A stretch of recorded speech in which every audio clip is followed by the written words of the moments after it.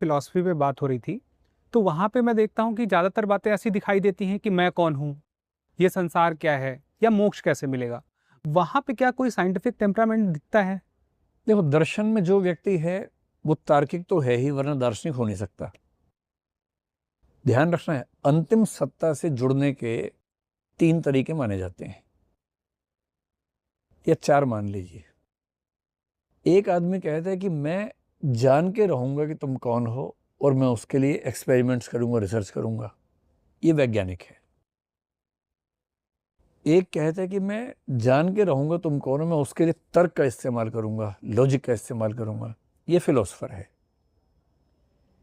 तीसरा कहता है कि मैं जानू वानू कुछ नहीं, मुझे आपके साथ रिलेशनशिप एस्टेब्लिश करनी है। ये भक्त आदमी है, धार्मिक व्यक्ति है। इसको बहुत क्यूरियोसिटी नहीं है, एक मोटा मोटा आंसर मिल जाए। इसको रिलेशनशिप में ज़्यादा आनंद है, इसको जानने में उतना आनंद नहीं आता है।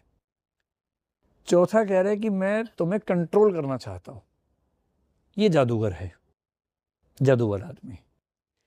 जादू इस कोशिश में पैदा होता है कि मैं कंट्रोल कर लूं। धर्म इस इच्छा से पैदा होता है कि मैं उसको अपने पक्ष में कर लूं, मना लूं, प्रभावित कर लूं, पूजा करूं, प्रार्थना करूं, ताकि वो मुझसे नाराज ना हो। वैज्ञानिक रिसर्च कर करके जानना चाहता है और दार्शनिक लॉजिक अप्लाई करके जानना चाहता है। तो दर्शन का व्यक्ति वैज्ञानिक के बहुत नजदीक है, जिज्ञासा है, जानना चाहता है। बस वो एक्सपेरिमेंटेशन की बजाय लॉजिकल कंसिस्टेंसी के माध्यम से जानने का प्रयास कर रहा है।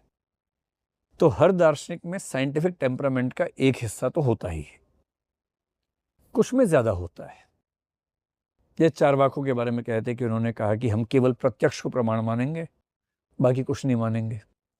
इसलिए बोले कि यही लोक के परे हम कुछ नहीं मानेंगे, ना भगवान, ना आत्मा, ना परमात्मा, ना स्वर्ग, ना नरक, ना मोक्ष, ना कुछ और। लोगों ने कहा कि बहुत वैज्ञानिक है, पर वो भी एक लिमिट में ही वैज्ञानिक है, क्योंकि वो 4 महाभूत मानते थे। आज हम केमिस्ट्री में, फिजिक्स में जानते हैं कि 120 एलिमेंट्स हैं, गलत साबित हुए। वो अनुमान को खारिज करते थे, जबकि आज का विज्ञान जो परसेप्शंस हैं उन पे भी अनुमान, इन्फ्रेंस तो अप्लाई करना ही पड़ता है। तो पूरे वैज्ञानिक तो वो भी नहीं थे, लेकिन हाँ, एक तरह की वैज्ञानिकता उनके अंदर थी। बुद्ध में है। बुद्ध ने साफ कहा कि इस पृथ्वी के बाहर के प्रश्नों को हम अव्याकृत मानते ही नहीं, यानी उसको हम व्याकरण की लैंग्वेज में नहीं डिस्कस करेंगे। प्रतीति समुत्पाद्य, जिसका मतलब है कि इस दुनिया की हर चीज के कारण इस दुनिया में ही देखा जा सकता है, देखा इस दुनिया में। उन्होंने कहा कि ना भगवान है, ना आत्मा है, खारिज कर दिया, इसी दुनिया से व्याख्या कर दी। हाँ, निर्वाण में थोड़ा